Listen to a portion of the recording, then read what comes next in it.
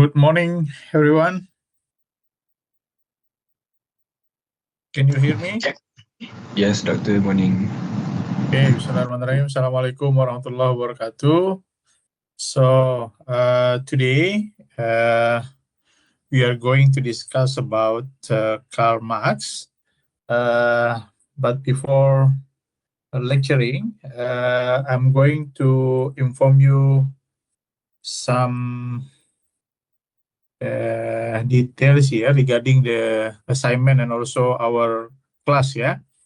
The first is this one, as you see in your screen. This is the assignment for the review. I have updated in the Spectrum. Hopefully you already get it, the link. And please just submit one name of your group and student ID, and please choose this one, which group are you in here, and then upload the Microsoft Office format for the review paper. And for the first article and second article, you can upload the PDF file here. Okay, and the deadline is today, 2nd of December, until midnight. Yeah. Okay, is there any question for the assignment 1 submission here?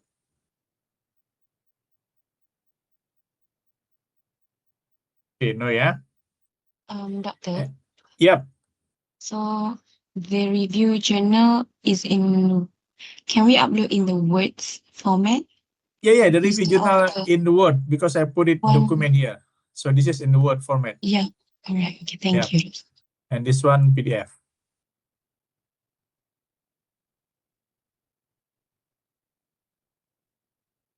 Okay. So no other question, yeah. Okay, I close this one first. Doctor, And yes, I submitted using the Google Docs. Is it okay? Google Doc. No, you have to submit with this form. Yeah. But then I didn't use Word. I used Google Form. I mean, Google Docs. Like the Google Docs is like words, but then it's Google Docs. Can I do that? I think you download the file and then upload it in the form. Yeah, because I submitted using in like when you press in, it's actually the Google Docs. It's not Microsoft Words. It's like almost the same. Okay, let's see. I can access or not your doc from the Google Doc. Yeah, I can access. Okay, that's okay. It means that you submit the link, yeah, the link for Google Doc. It's like a Google Drive like that. It's a work file, and then when you go in, then you can access. Okay, as long as I can access. But okay. Oh, you upload using your Google Drive, yeah. Yeah. Okay. That's okay. As long as I can access the file.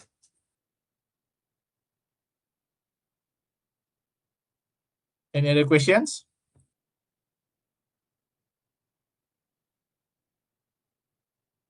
Okay, if no, I continue to explain this one, our schedule. Today is Karl Marx topics and online.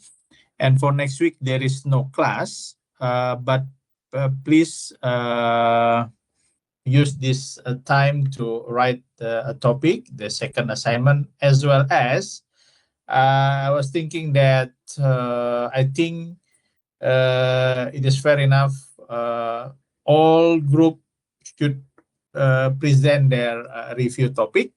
So I divided, because the group is 44, I divided 11 group per week, 16 December, 23 December, and then 13 January and 20 of January. So this 11 group. So the physical class will be a presentation session here. Okay. So I will inform the group who will present in each week 2 days before. It means that on Sunday. So please check the spectrum and please prepare. I think you can prepare it maybe PowerPoint or poster or something like that, or just what is it? Because not too long to present the review. I think each group should be 5 minutes, and there is a question and answer in 3 minutes maybe, for each group. So it means that 88 minutes in a week here. So I will inform the schedule for each week 2 days before. Okay, on Sunday. Please check the spectrum and who will present, which group will present the review paper in each week. Okay? Doctor. Yeah. Doctor, is it okay if like we change the presentation with others group? For example, like if my group is on 23rd of December, but then I change with 16th December like that.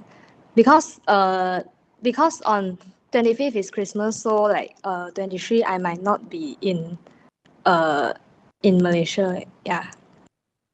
Oh. Yeah, if that the case, you can inform me. I think after I uploaded the what is it? The schedule, yeah, on Sunday. All right, thank you, doctor. Please inform me, yeah.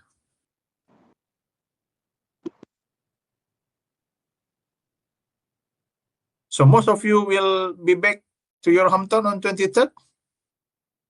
How many students here? 23rd. I think Yuzen, I will contact Yuzen.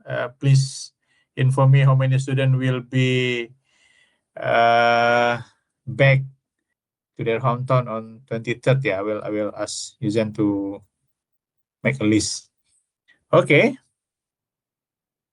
And 30th of December will be online, and 6th of January also online. Okay. Okay, is there any other questions? And please prepare your question as well in presentation session, yeah, because there is a mark here. If you see in this screen, question and answer session, there is 5 points.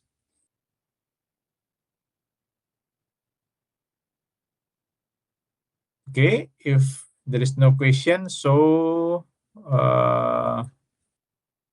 we move on to this session, Karl Marx. I think I have uploaded in the spectrum, and hopefully you already use this QR code for your attendance.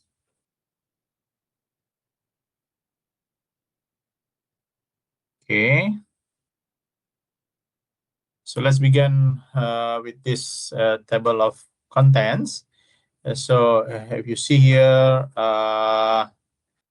the material for today, we will discuss about who is Marx actually, and then maybe there is a little bit background of his life, and then second, the background with the question, what motivates him? It can help us understand the problem and condition that shape his thinking actually. So the third, we will discuss the theory of history and when relation of production clashes with its forces. And then the fourth section, we have law of motion with the guiding question, how will capitalism be defeated? And the section goes into his technical economic analysis, such as value and then profit, the crisis, and also class conflict. And the final, we conclude what is left of Marx economics here. Yeah. Okay. And here we will reflect on which of his ideas still matter today, actually. Yeah. Okay. So this is his story, Karl Marx. So he received his Doctor of Philosophy degree at the young age of 23. Yeah. Old are you right now? He's already PhD in 23. So, which showed that he was a very serious and talented student at the time. Yeah. So, however, because of his radical political views at the time and sharp criticism of the Prussian state, so he could not get a position at the university. So the authorities and conservative scholars saw him as dangerous and unreliable. So academic doors were closed to him at that time. So instead of becoming a normal academic with a stable salary and quiet life, he was pushed out of the university world and had to look for other ways to use his ideas and writings. So he then turned to journalism, writing for newspapers and journals that allow more critical and political discussion. So Marx became involved with the what we call it in Germany, Rheinische Zeitung. I don't know how to pronounce this one in German language, and other radical publications, using them to attack censorship, defend the poor, and criticize the government. So, but again, his strong criticism of existing society and politics led to conflict with the authorities. So the newspaper was suppressed, and his activities eventually caused him to be exiled from Germany. So after moving through cities like Paris, Brussels, he finally settled in England. To earn money, Marx sometimes wrote articles for the New York Tribune, one of the largest newspaper in the United States at the time.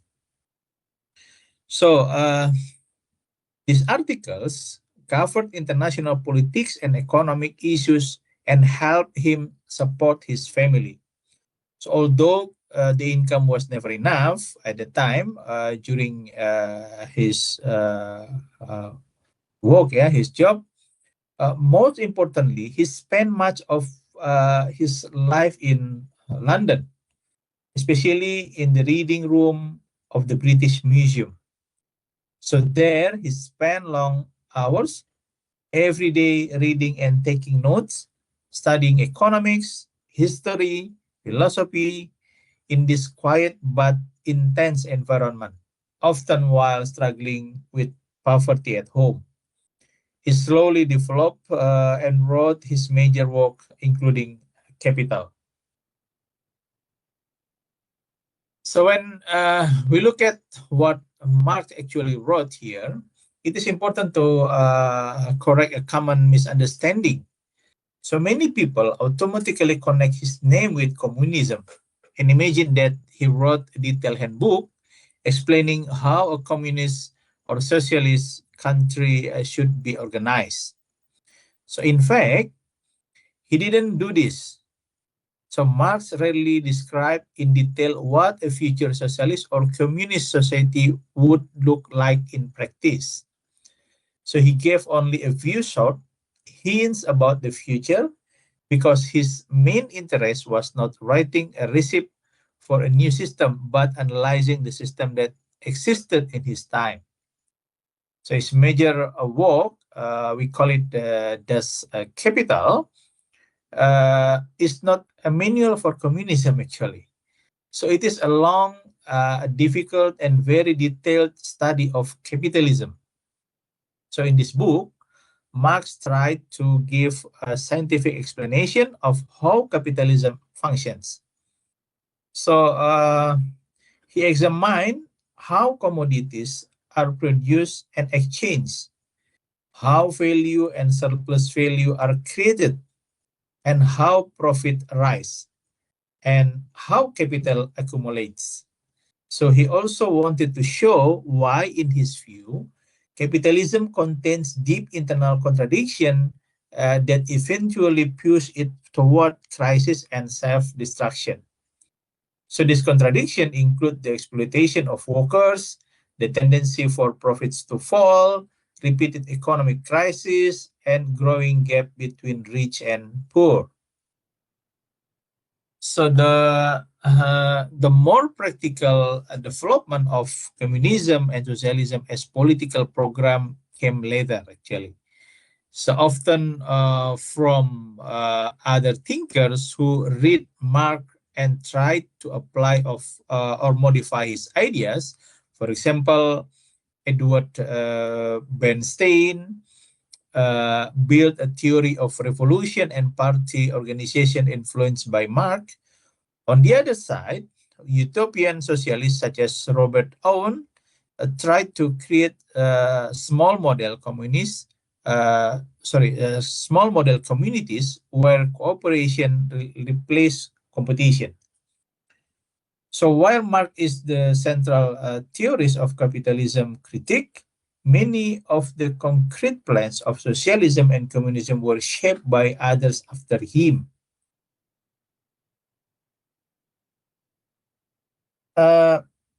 Marx's theory of history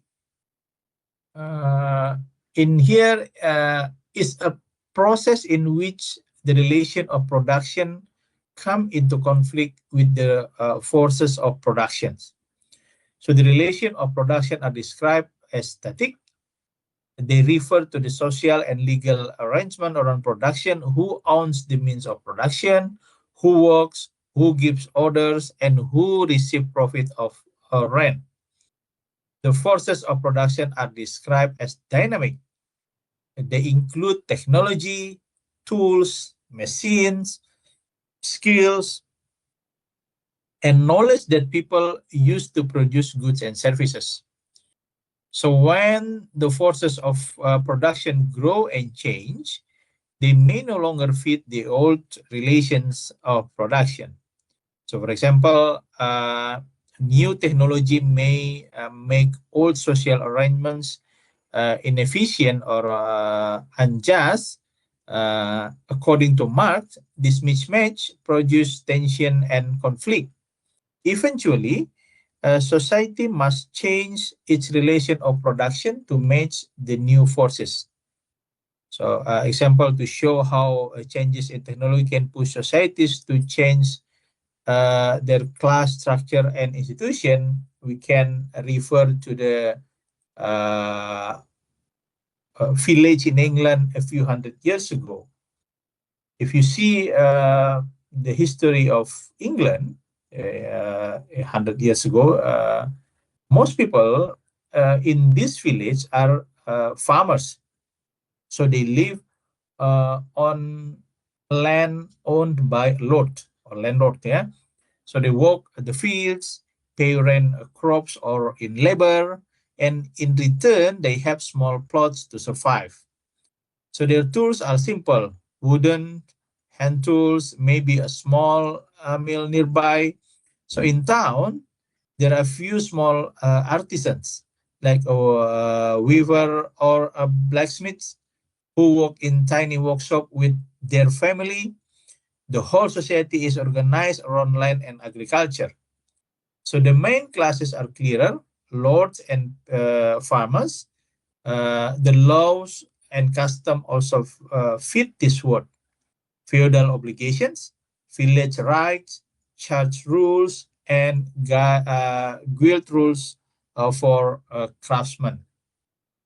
So then, slowly, new machines began to appear. At the first, they seemed small, a better spinning wheel, a water-powered machine, but then come the big changes. The spinning jenny, the power loom, and the steam engine. So now, instead of weaving cloth at home, one factory with machine can produce more cloth than hundreds of village weavers. Instead of relying on rivers only, steam engines allow factories to be built in cities. So these new technologies are what Mark calls a change in the force of production. So they make production faster, cheaper, and larger in scale, but they do not fit well with the old feudal way of organizing society. So lords want more money, not just traditional rent.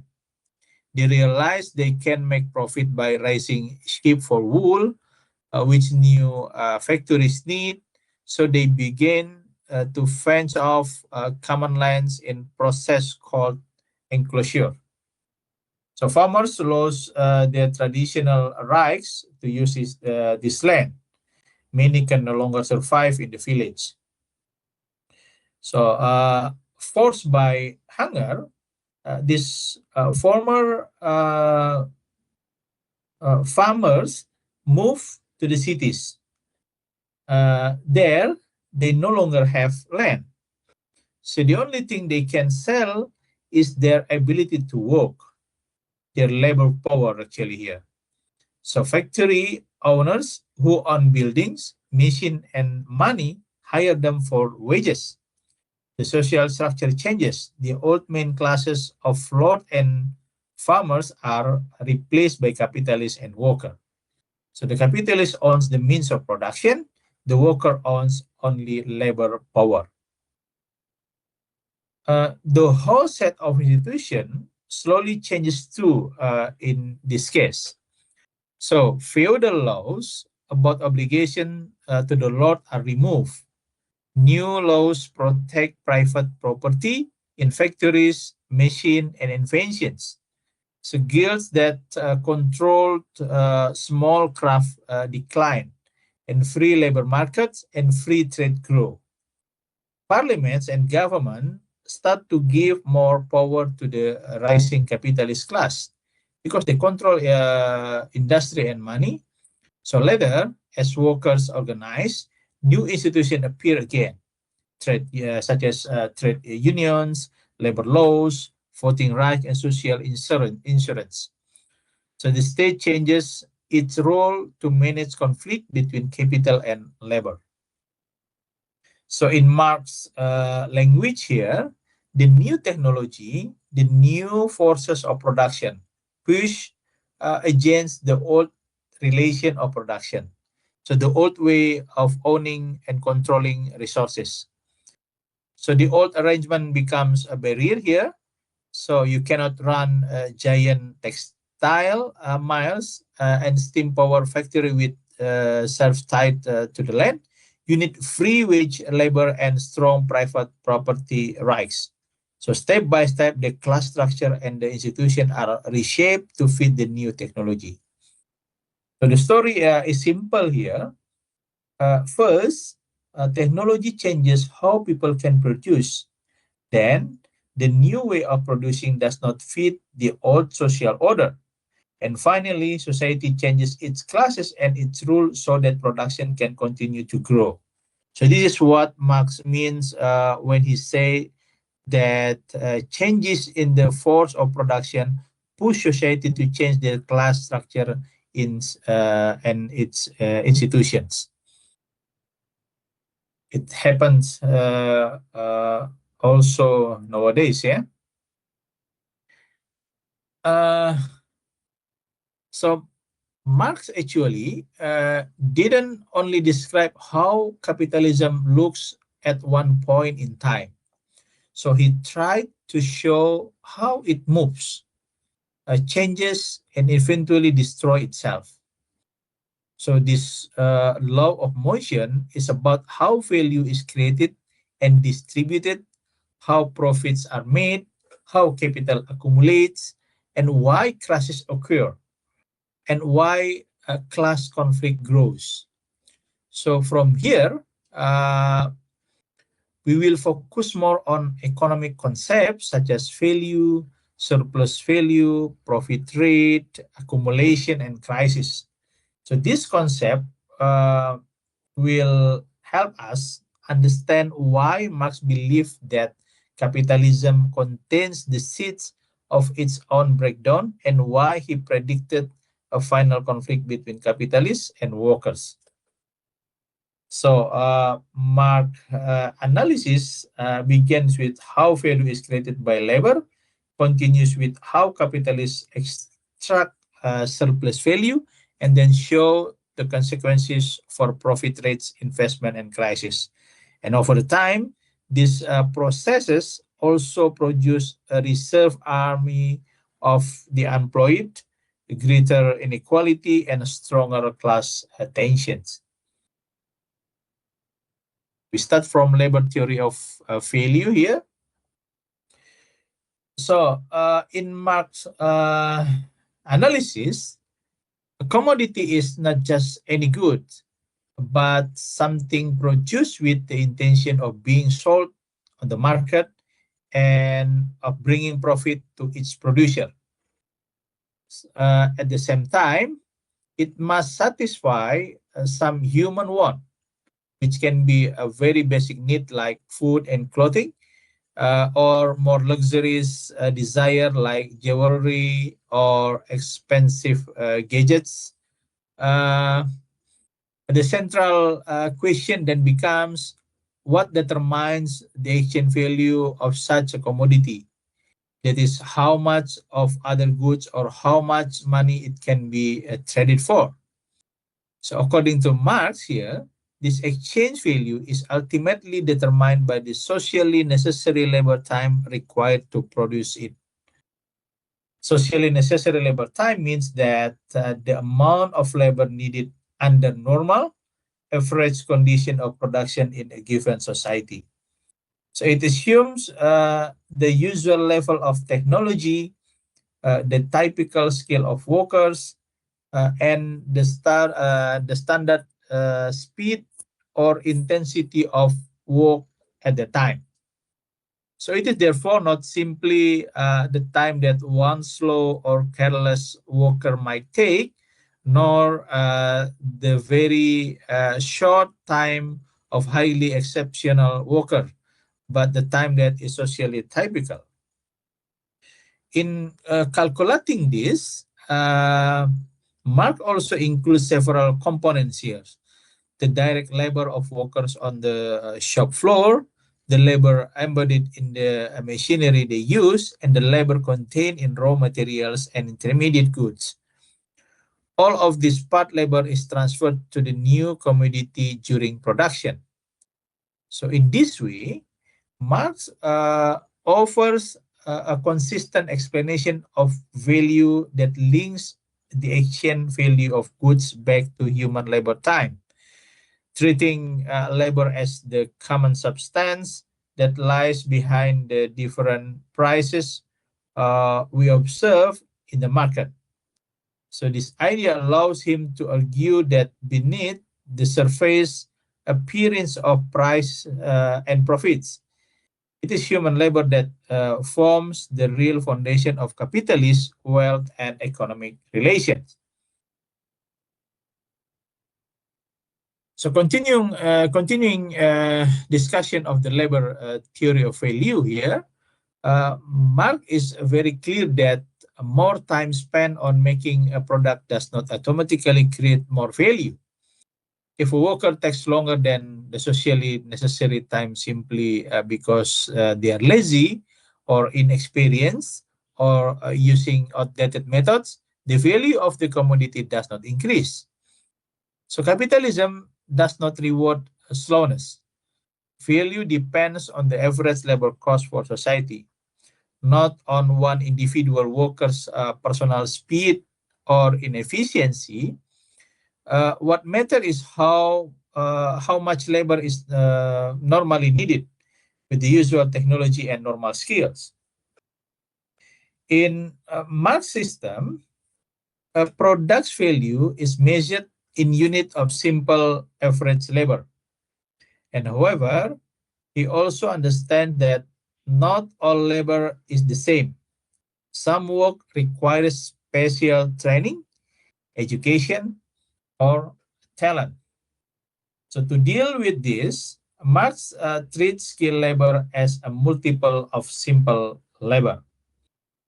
For example, 1 hour of highly trained engineering work might be counted as 2 or 3 hours of simple unskilled labor in here, yeah. So it means that maybe 1 to 3 times trained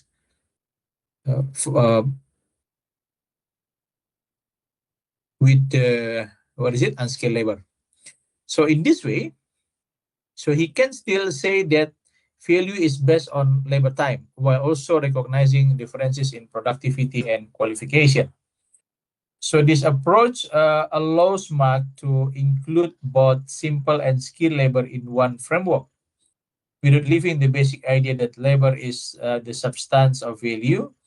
So for him, value is not just about what people like or dislike, or how well someone can begin. It is an objective social relation express or how well someone can begin. And prices can move up and down in the market, but behind this movement, Marx believes there is a more stable structure based on socially necessary labor time, so which reflects how capitalist production is organized at a deeper level.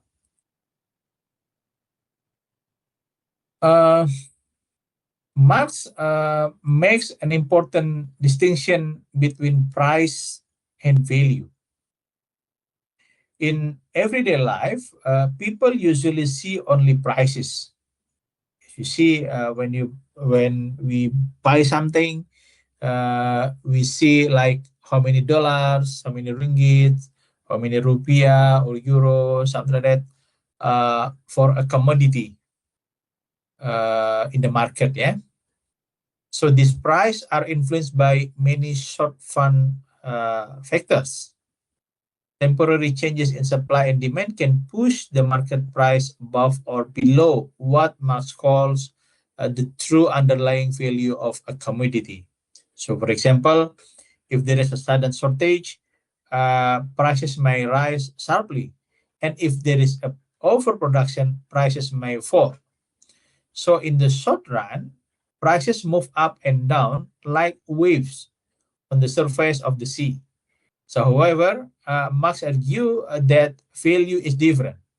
Value is determined by the socially necessary labor time required to produce the commodity under normal conditions.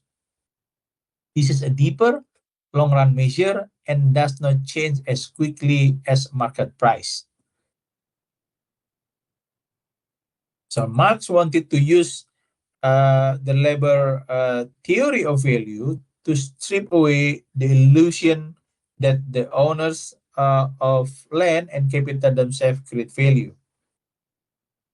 So according to Marx, here, what landowners and capitalists receive, such as rent, interest, and profit, all comes from the value created by labor, not from the more ownership of things like land, buildings, or machines. Prices in the market can hide this reality because they make it appear as if these non-human factors directly produce new value. So we see a factory and think the machines are making money, but Marx say it is the workers' labor that adds new value.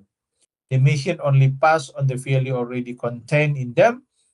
His theory, therefore, tries to go behind appearances and ask a simple but powerful questions. Who actually does the work that produce value? The answer is clear and consistent here. It is the workers whose labor creates the entire new value that is later divided into wages for labor and property income for owners.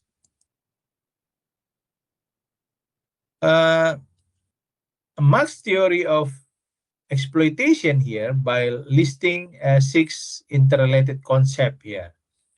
So these are the labor power versus labor time distinction, surplus value, the rate of surplus value, the rate of profit, the transformation problem, and the reserve army of the unemployed. Marx's idea of exploitation is not purely more accusations. Instead, it is built from a set of analytical concepts about how capitalism works. Marx starts with the labor theory of value, then shows that workers sell their labor power as a commodity. So because labor power can create more value than it costs, a surplus appears. So the surplus value becomes the basis of profit, and we can measure exploitation by comparing surplus value to wages. So the rate of profit then depends on surplus value and the amount of capital instead.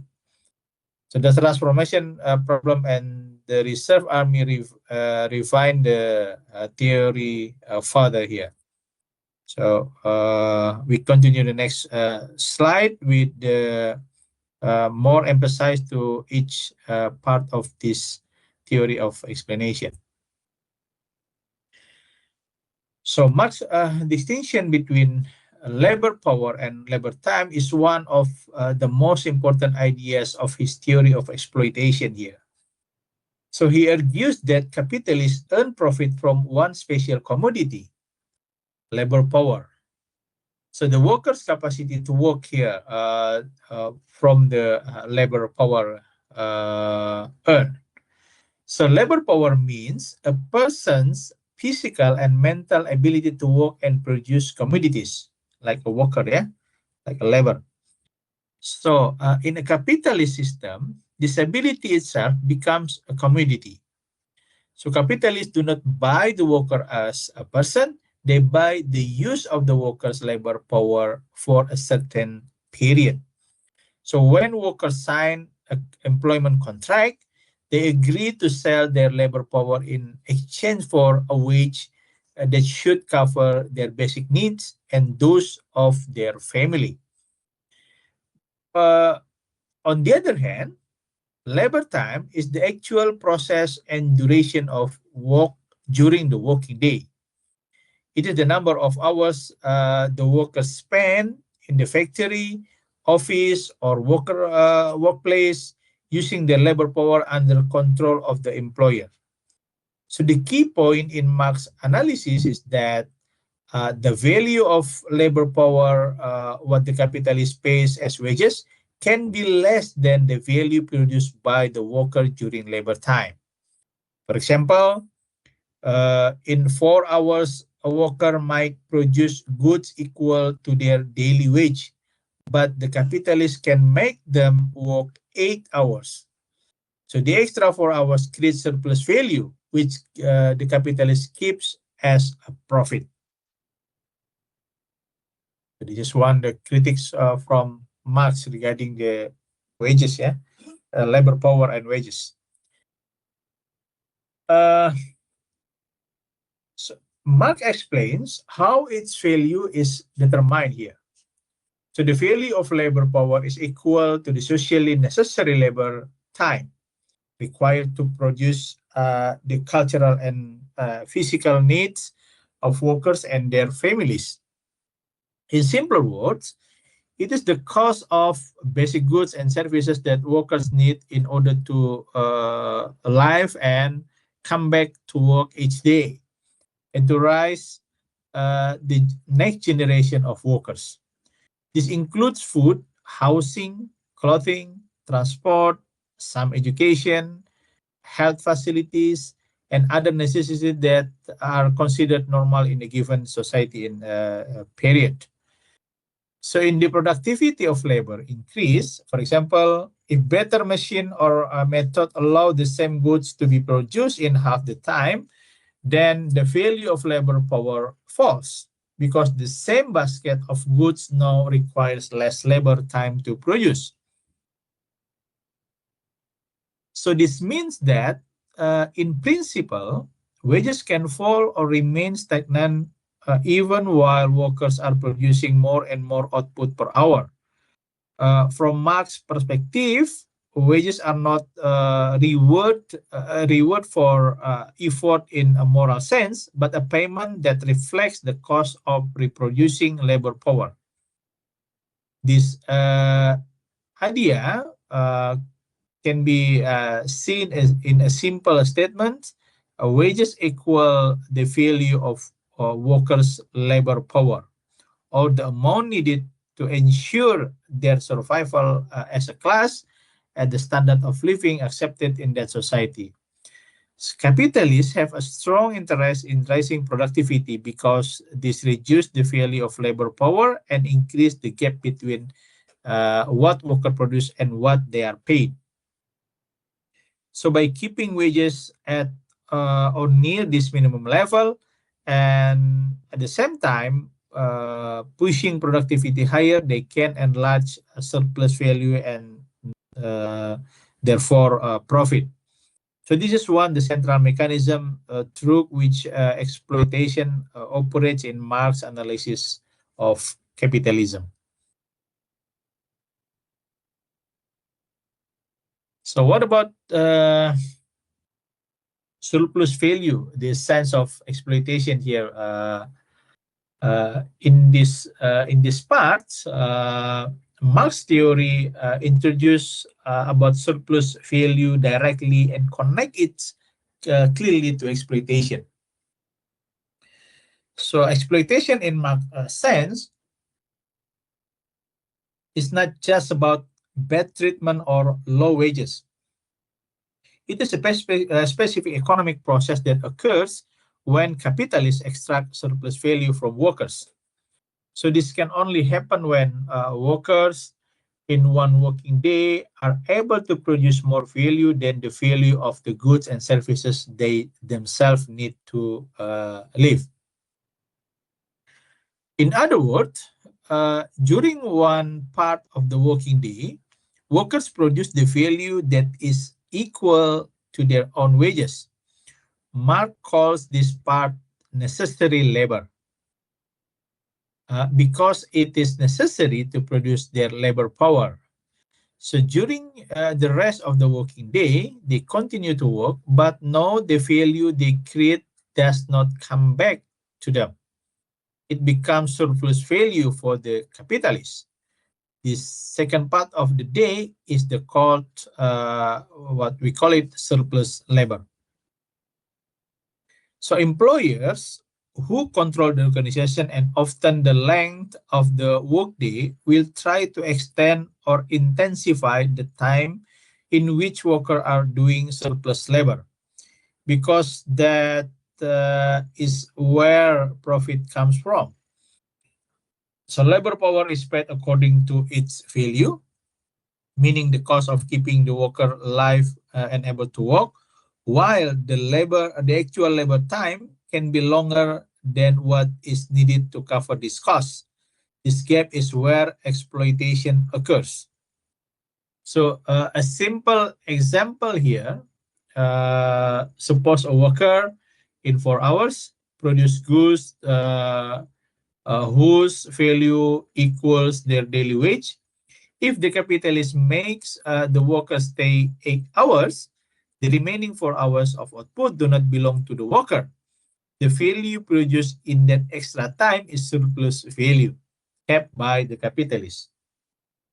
This basic mechanism, which is necessary labor versus surplus labor, is at the center of Marx's analysis of how capitalism generates profit and why he calls it an exploitative system.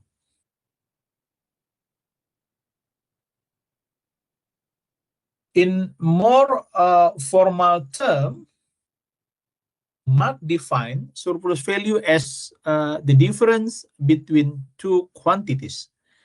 The first is there is the value that workers create during the labor process, which is measured by amount of socially necessary labor time they perform. Second, there is the value of their labor power, which is what they receive as wages. The surplus value is simply the value produced by workers minus the value they are paid. This difference is not lost. It is taken by the owners of the means of production, capitalists, as their income in the form of profit, interest, and rent. So to increase their profits, capitalists can extend the working day, intensify work, or raise productivity as long as workers accept these conditions.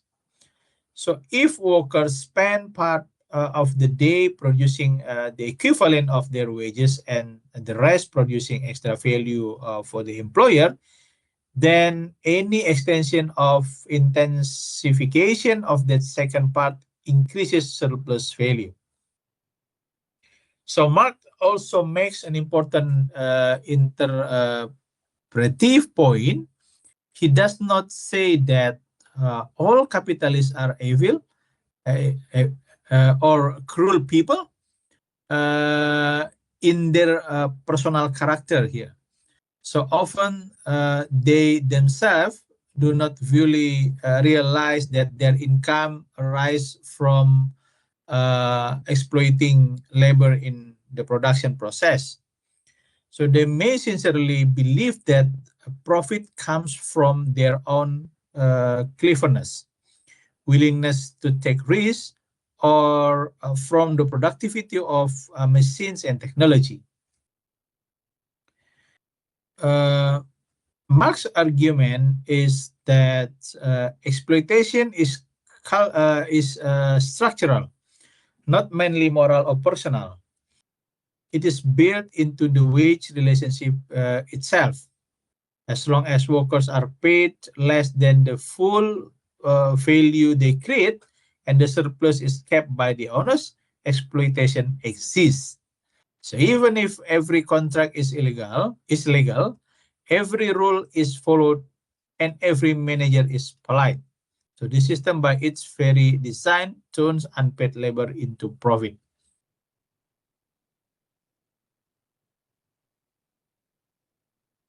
So in this theory, the rate of exploitation, Marx defines the rate of surplus value, which he also calls the rate of exploitation.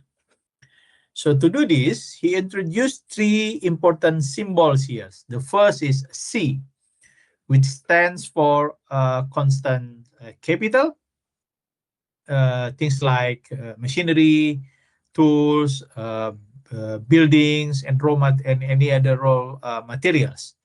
These are called constant because they do not create new value by themselves. They only transfer their existing value to the final product. So the second symbol is V, which stands for variable capital, meaning the wage paid to workers for the labor power. This part is variable because it has the special ability to create more value than it costs. The third symbol is S, which represents surplus value, the extra value produced by workers beyond the value of their labor power. So the key formula on here, S apostrophe equal as per V here. So this means that the rate of surplus value is the ratio of surplus value to variable capital. In simpler language, it is the ratio of unpaid labor time to paid labor time. So for instance, if workers spend half the working day producing the value of their wages, necessary labor, and the other half producing surplus value of the capitalist, surplus labor, then the rate of surplus value is 100%. So if they spend 1/3 of the day on necessary labor and 2/3 of surplus labor, the rate of surplus value becomes 200%. So this way of measuring exploitation is very important for Marx because it allows him to talk about exploitation in a precise and comparable way across different industries and periods of time. Instead of relying only on moral feelings, such as saying workers are very exploited or a little exploited, he can calculate how much unpaid labor they perform relative to paid labor and use this as an objective indicator of the degree of exploitation in capitalist economy. Capitalists itself can increase the rate of surplus value even without making the working day longer. One important method by raising productivity of labor. When new machines, better techniques, or improved organization allow workers to produce more goods in the same amount of time, the cost of the goods and that workers themselves consume tends to fall. These goods include food, clothing, housing material, and other basic items in the workers' consumption basket. When these goods become cheaper in terms of labor time, the value of labor power also falls because it now takes less socially necessary labor time to produce what workers need to live. So, even if money wages stay the same, the real cost of maintaining labor power in terms of labor time has gone down. So this means that a smaller part of the working day is needed for workers to produce the value equal to their wages. And a larger part of the day becomes surplus labor, during which they create surplus value for the capitalists. So in this way, the rate of surplus value can rise without any visible change in working hours. Marx also assumed the existence of a reserve army of the unemployed, a pool of jobless or unemployed workers.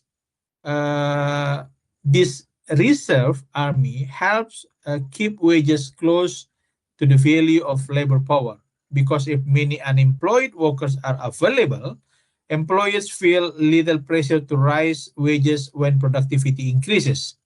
Workers fear unemployment and accept low or stagnant wages. So for Marx, technological progress under capitalism is not natural. It is often used as a tool to increase exploitation by allowing capitalism to claim a bigger share of the value created by workers. Living standard for workers may stay the same or rise only slightly, while profit and surplus value grow much faster. Okay. So continue with this formula. In this analysis, Marx moves from the rate of surplus value to the rate of profit. So the rate of profit, written as P, is defined as the ratio of surplus value to the total capital invested in symbol. We can see here P equal S per C plus V. So here C, as we learned before, stands for constant capital, V stands for variable capital, and also as surplus value. So the idea is that profit does not come from the whole capital, but only from the part that is alive and active, namely labor. So, however, the rate of profit is measured against the total capital used, both constant and variable. So the rate of profit, therefore, depends on how much surplus value is produced relative to C plus V.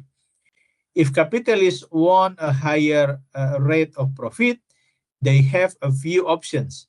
They can try to increase S by raising the rate of exploitation, making workers produce more surplus value through longer hours, greater intensity, or higher productivity. They can also try to reduce costs in either constant capital, like cheaper machine, cheaper raw material, or variable capital, lower wages, and fewer workers. So, however, there is a problem here. So, a capitalist develops, there is a strong tendency toward mechanization and more advanced technology. This usually means that C grows faster than V. In other words, more money is tied up in machinery and equipment compared to wages. Since only labor creates new value, this rising proportion of constant capital can put downward pressure on the rate of profit. So by using this symbol, Marx connects the micro-level process of exploitation in the workplace with the macro-level performance of the capitalist system. So profit, in his view, is not a mysterious reward for risk or enterprise, but a transform of surplus value created by workers.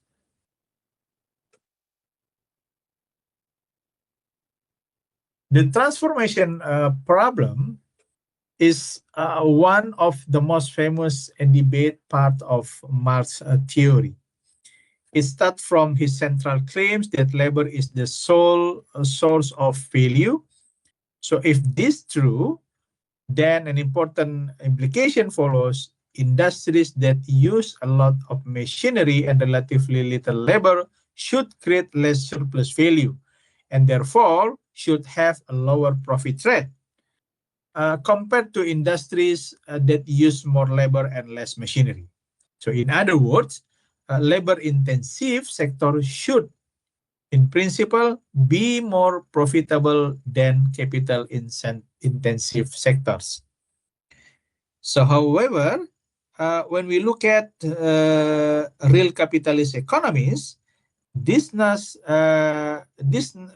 not seem to happen actually. So Marx himself observed that in practice, profit rates tend to be more or similar or less similar across different industries, even when the ratio of machine to workers is very different. Capital moves from low profit sector to high profit sectors, and competition tends to push profit rates toward a common level. So this creates a serious puzzle. If only labor creates value and some industry use much more capital than labor, so how can profit rates still equalize? So this is what Marx called the great contradiction here, or the transformation problem. So it shows that Marx was aware of the difficulty even before he finished first volume of Das Kapital.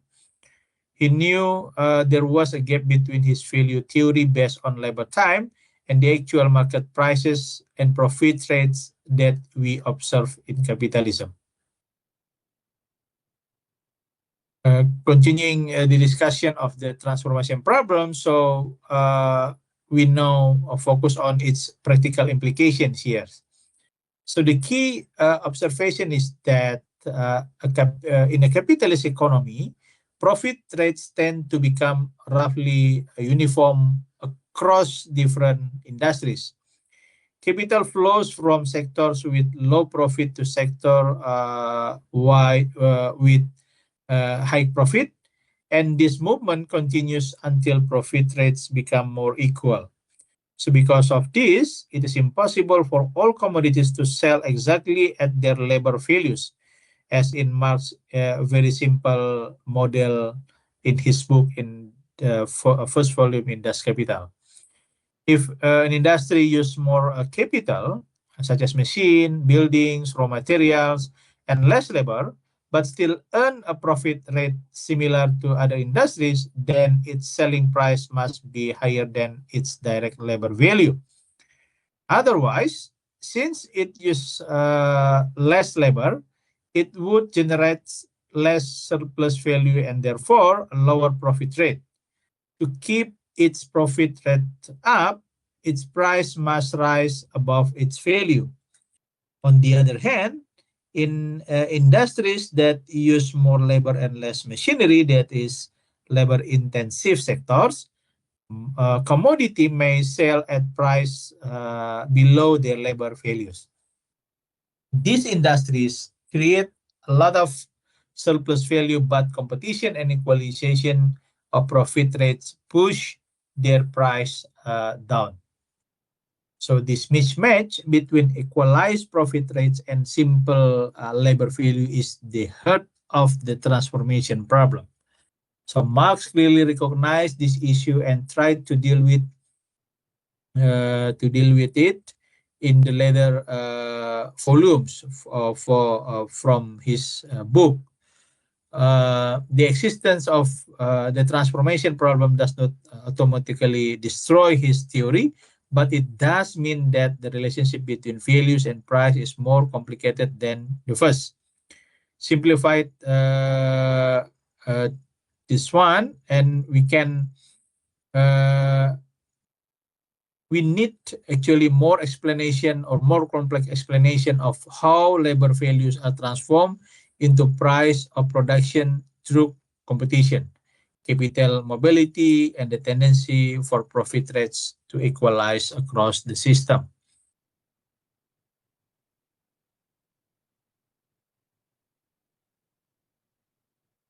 Okay. So Marx attempt to solve the transformation problem in his book in third volume. Marx accept that in real capitalism, commodities do not sell at their simple labor values. Instead, he argues that competition between capitalists causes capital to move from one industry to another, always chasing higher profits. When capital leaves low profit sector and enter high profit sectors, this movement gradually push profit rates toward equally across different branches of production. So this process leads to what Marx called prices of production. These are modified prices that allow each capitalist to earn an average rate of profit, even if their industry have different combination of machinery and labor. Prices of production are therefore different from individual labor values of commodities, but Marx insists that they still reflect labor value when viewed at the level of the whole system. So in his solution here, capital intensive industries, those with a high proportion of machinery and raw materials, tend to sell their commodity at price below their direct labor values because they would otherwise receive too little surplus value given the equalized profit rate. By contrast, labor-intensive industries tend to sell their commodities at price above their labor values because they generate more values but give up part of it through the equalization of profit rates. So Marx key here claimed that even though individual prices deviate from individual values, the labor theory of value still holds for the capitalist system as a whole. In aggregate, total price equal total values and total profits equal total surplus value. In this sense, he believed that he had solved the transformation problem at the system-wide level, showing that labor remains the ultimate source of profit. So, however, later economists, both Marxist and non-Marxist, continued to debate whether his mathematical and logical solution is fully convincing or needs revision.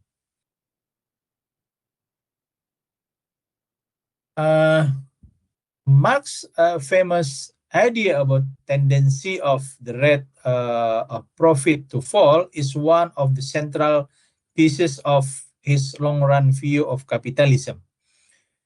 So the main driving force behind this tendency is a competition. So each capitalist is under pressure to reduce costs and increase efficiency in order to survive in the market.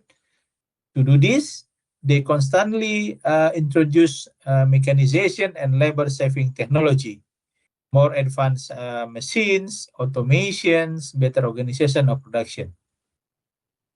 So as capitalists adopt more machines and use relative less labor, the ratio of constant capital to variable capital rises. This is often called a rising organic composition of capital. So, however, in Marx's theory, only living labor can create new surplus values. Machines and buildings simply transfer their own value bit by bit to the final product. They do not add new value. So when constant capital increase faster than variable capital, the total surplus value produced compared to the total capital invested. So it tends to fall. This is the basic logic behind the falling rate of profit. So at first, new machines can bring higher profits. They allow individual firms to cut costs, lower prices, and gain market share. Greater efficiency also reduces the value of each commodity, making them cheaper to produce and sell. But as more and more firms adopt similar technologies, this competitive advantage disappears, while the higher capital intensity remains. The system is left with more machinery, relatively fewer workers, and thus a weaker base for creating surplus value. So the substitution of capital for labor also tends to increase the reserve army of the employed because fewer workers are needed. So this puts downward pressure on wages, which can partially offset the falling profit rate, but does not fully solve the problem. There is a key message from Marx here actually, capital accumulation itself, which is the drive to invest more and more machinery, creates the very in conditions that undermine long-run profitability in the capitalist system.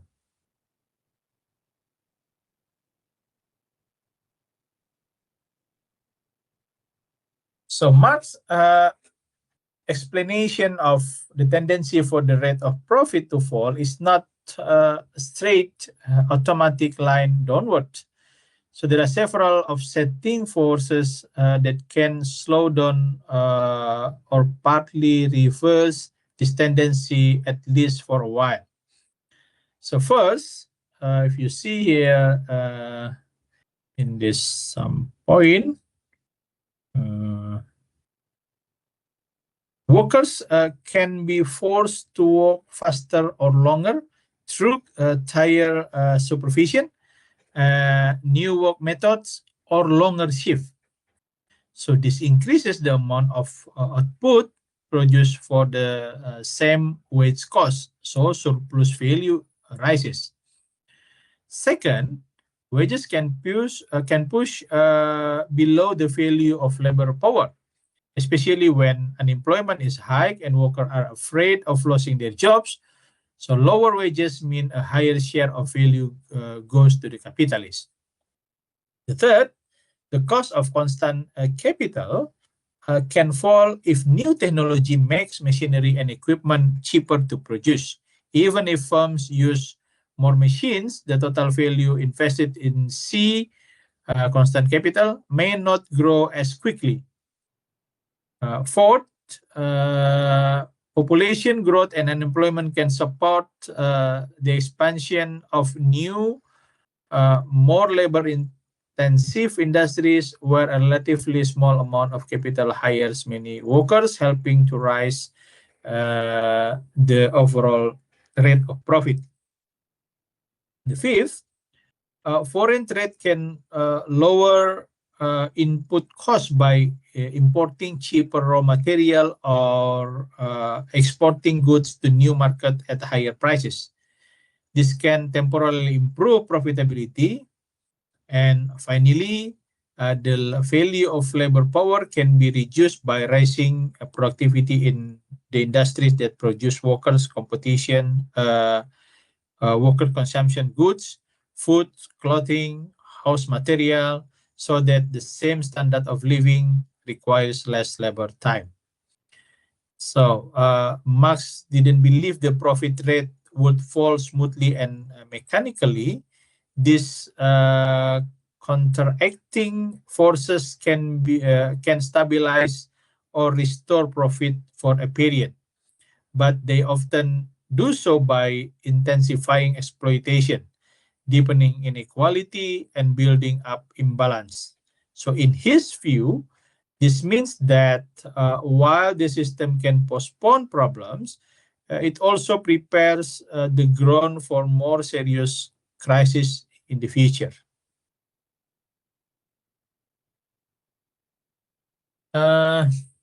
Some of the counteracting forces that slow down the fall in the rate of profit actually increase exploitation and make workers' lives worse.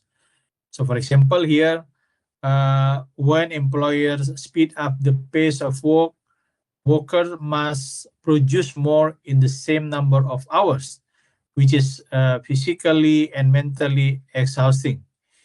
When they lengthen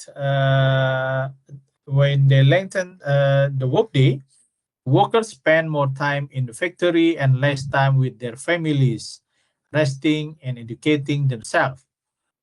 When wages are held down below the value of labor power, meaning pay is not enough to cover a decent standard of living, workers are forced to cut back on basic needs or fall into debt.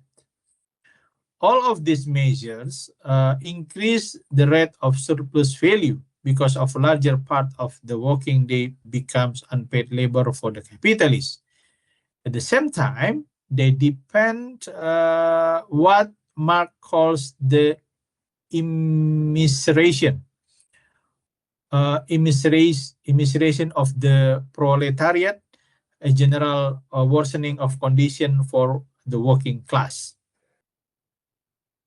So these policies may help maintain or even raise profit in the short run, but they also create greater social tensions.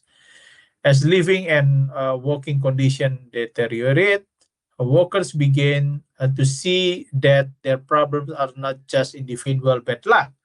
They become more aware of their common interests and more conscious of the class nature of capitalism, that there is a basic conflict between those who own the means of production and those who must sell their labor power. So this process arouses class consciousness and makes collective organizations such as unions and political parties. In Marx's view, this increases the profitability of social conflict and revolution. So here lies a deep contradiction. The very methods capitalists use to defend their profitability, such as hard work, longer hours, low wages, end up uniting workers and strengthening their capacity to struggle against the capitalist system itself.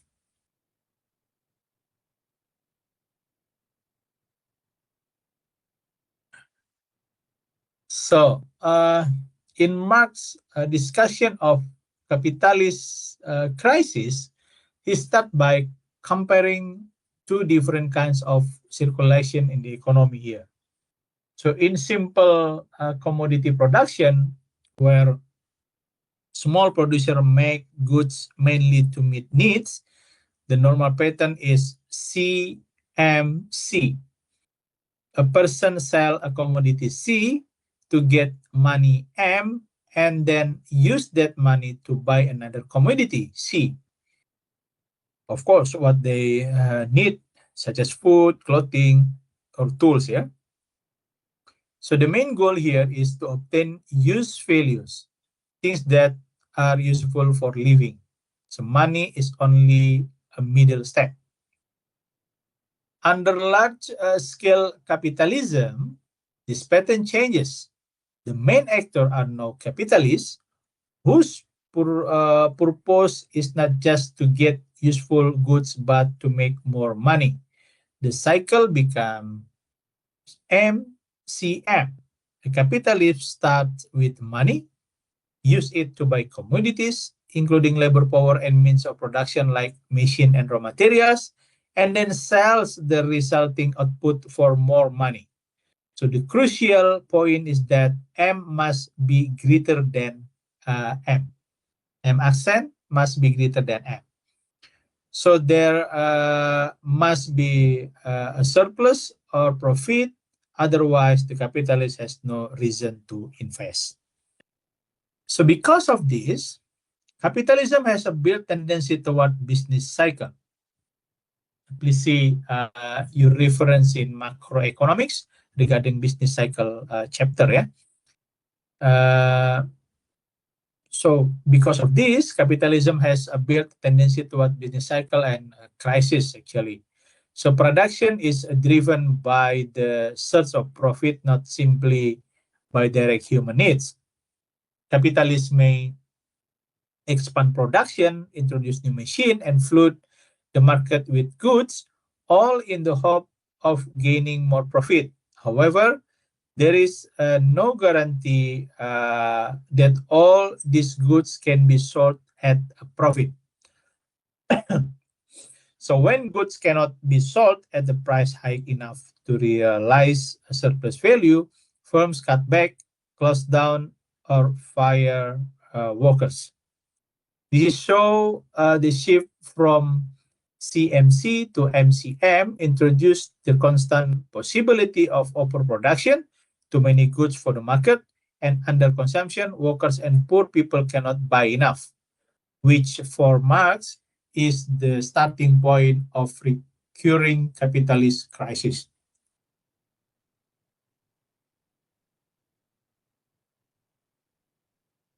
Any questions? Until here? Interesting, yeah, with the Marx idea. So, in Marx's view, the business cycle is a built-in pattern of boom and bust, not a series of random accidents. So, for instance, here, during the expansion phase, capitalists invest heavily in new machines, factories, and workers. This rapid investment increases the demand for labor and unemployment falls. As workers become harder to replace, they are able to demand higher wages. But when wages rise faster than productivity, the rate of surplus value and the rate of profit start to decline. So at some point, profits are squeezed enough that capitalists cut back investment. So the expansion slows and the system moves into a downturn or depression. So in the depression phase, the weaker firms cannot survive. Some go bankrupt.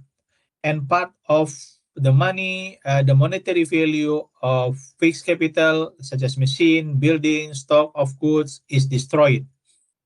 This destruction of capital, painful as it is, creates an opportunity for stronger capitalists to buy up assets cheaply, increasing their size and power. During this time, factories close or operate below capacity. Commodity price fall and wages are pushed down again as employment rises. As costs are reduced and excess capacity is cleared out, the rate of surplus value begins to recover and the rate of profit improve. Once profit look attractive again, capitalists restart investment, hiring more workers and buying more machinery. So the economy moves back into expansion and the cycle repeats. So Marx concludes that with each cycle, capitalists tend to be accumulated in a fewer and fewer hands because crises wipe out small and weak competitors while large firms survive and grow. So crises, therefore, are not temporary mistake in an otherwise stable system.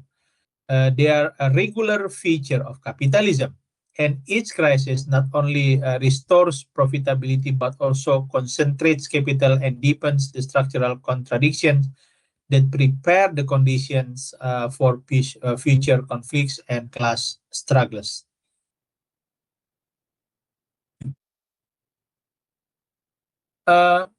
Marx argue that business cycles do not simply repeat at the same level. Instead, he believed that each new cycle tends to have greater intensity and a wider impact than the previous one. As capitalism develops, production grows larger, markets become more connected, and financial system more complex. When a crisis hits under these conditions, it affects more firms, more workers, and more countries. Crises become deeper and more destructive, leading to higher unemployment, more bankruptcies, and stronger social tensions. These recurrent disruptions do more than just damage the economy.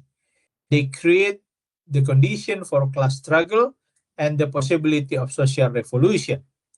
So when workers lose their job, see their wages cut or their saving destroyed, they begin to question the fairness and stability of the system.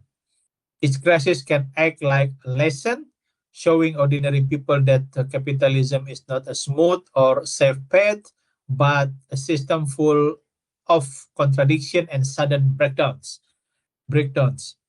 This experience, repeated over time, helps to develop class consciousness as workers recognize that their problems are shared and rooted in the structure of capitalism.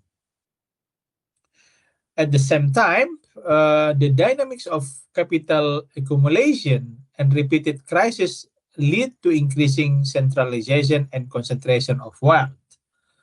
In every crisis, many small and medium-sized enterprises are forced to close or are bought up by larger, more powerful companies.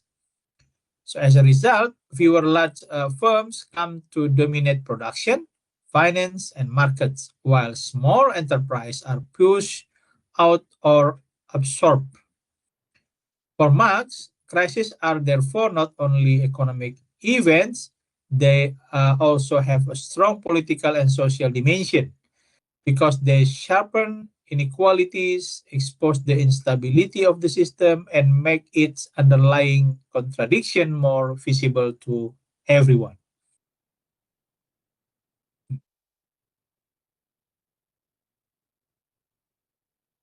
So in here, we can see our discussion focus shift to class conflict as the natural outcome of all the process previously described, such as exploitation, accumulation, falling profit rates, and repeated crises. So, so it begins with the impoverishment of the workers and the concentration of wealth in the hands of smaller and smaller groups of capitalists. So as profits are reinvested and crisis eliminate weaker competitors, big capital grows larger and more powerful, while many workers face low wages, insecurity, and poor living conditions. So this widening gap between rich and poor is not just a moral problem for Marx, it is the material basis for conflict between classes.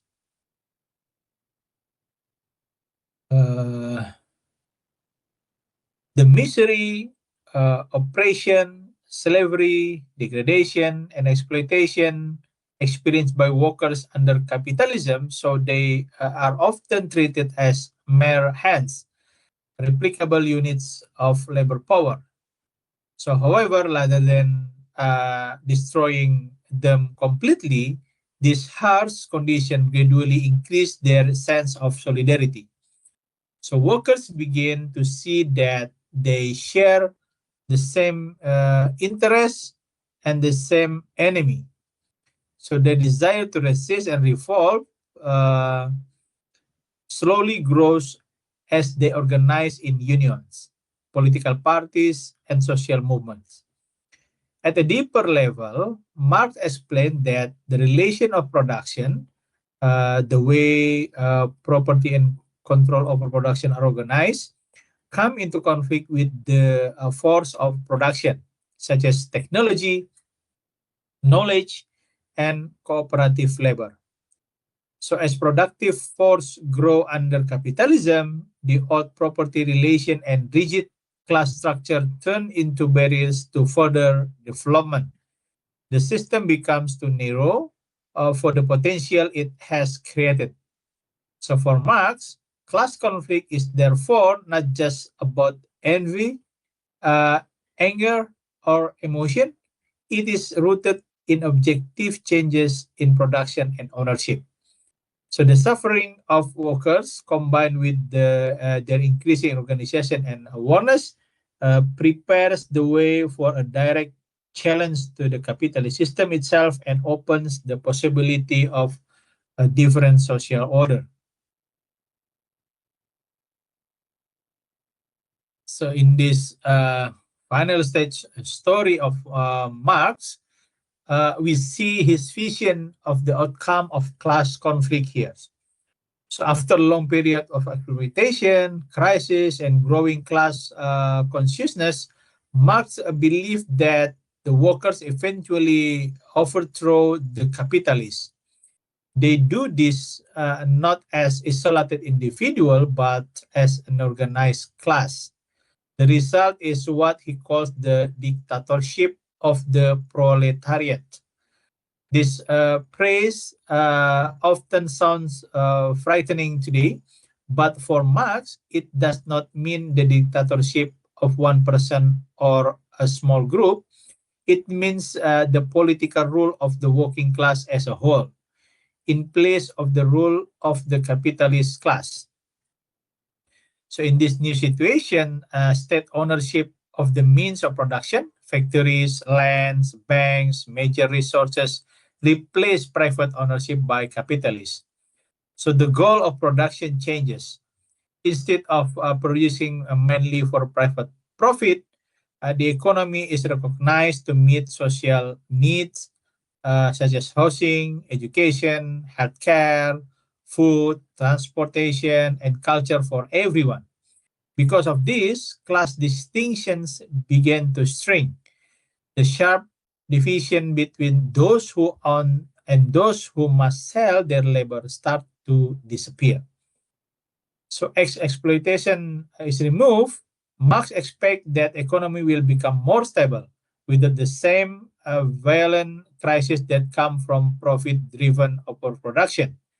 The reserve army of the unemployed, which under capitalism live in permanent insecurity, has now overthrown its opposers and is integrated into a planned and cooperative system of work. So Marx sees these stages as a transitional phase toward a fully classless society, what he calls communism. In such a society, collective control of production would allow human beings to develop their abilities more fully, and people would be freed as much as possible from the constant pressure of profit, fear of unemployment, and competition. Instead, they could focus more on education, creativity, and cooperative activity, realizing human potential in ways that capitalism, in his view, cannot provide. So to conclude, there are two idea here. The first is exploitation and accumulation, and second, crisis and class conflicts. So the first summary here, Marx's law of motion of capitalism, the focus on the basic relationship between workers and capitalists. So Marx starts from a simple but powerful claim: labors are the sources of all new value in production. However, they do not receive the full value they create. Instead, capitalists pay workers only the value of their labor power. That is just enough on average, to cover the cost of living and reproducing the working class at a given standard of life. This amount is less than the value of the goods and services workers actually producing during the working day. So the difference between what workers produce and what they are paid is called surplus value. This surplus value does not go back to the workers, it becomes property income for the capitalist class in the form of profits, interest, and rent. So Marx argued that surplus value is not just only one element among others, it is the central source of capital accumulation. Capitalists do not simply consume all their profit, they reinvest a portion of it in new machine, better technology, larger factories, and sometimes more workers. So this process of reinvestment expands production and restart the cycle of exploitation, but no on a larger scale. So more capital, more worker, more production, and again, workers create more value than they receive in wages, generating even more surplus value for the next round. So for Marx, this apparently simple mechanism, workers consistently creating more value than they are paid, and capitalists using the surplus to expand production. In the engine that drives the entire dynamic of capitalist development, it explains not only growth and technological progress, but also growing inequality, periodic crisis, and deepening conflict between labor and capital over how the fruits of production are distributed. And this continuation of the law of motion, the focus shift from how capitalism grows to how it breaks down into crisis and conflict. So Marx argued that as capital accumulates, meaning that profits are continually reinvested in more machine and large factory, the rate of profit tends to fall over time. At the same time, the drive to cut costs and raise productivity leads to technological unemployment. Machine gradually replace human labor in many tasks. When crises occur, many firms close or reduce production, throwing even more people out of work. And in this way, to reserve army of unemployed grows, and the misery of the proletariat depends, even though society as a whole becomes richer in material terms. So Marx's story connects all the pieces into dynamic picture here. Exploitation and production create surplus value. Accumulation of this surplus changes the structure of capital, raising the share of machinery relative to labor, the tendency of falling profit and recurring crisis worsens unemployment and poverty. and this pressure increase inequality and hardship. So over time, this tension cannot be managed forever. They finally erupt in open struggle between classes, between capitalists who want to preserve the system and workers who demand a different way of organizing production and distribution.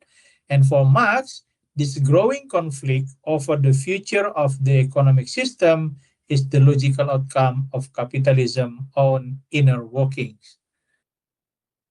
Okay, is there any questions? So this is the idea of Karl Marx about the critics, his critics to the capitalism. Any questions? No? I think this is enough for today. So remember, next week there is no class, but you have to do writing a topic for a second assignment as well as preparing slide for presentation. I will inform in the spectrum as well later.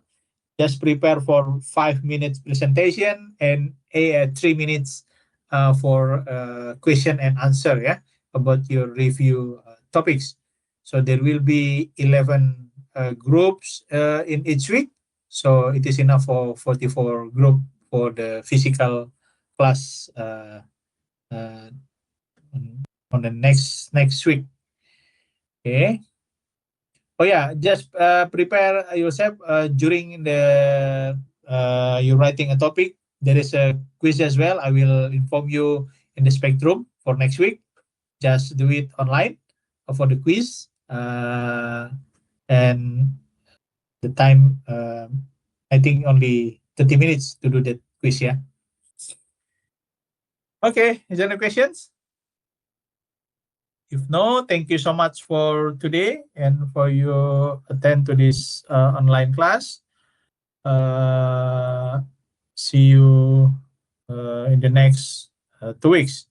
Thank you very much. Assalamualaikum warahmatullahi wabarakatuh. Thank you, Doctor. Yeah, Thank you, Doctor. Thank you. Thanks, Doctor.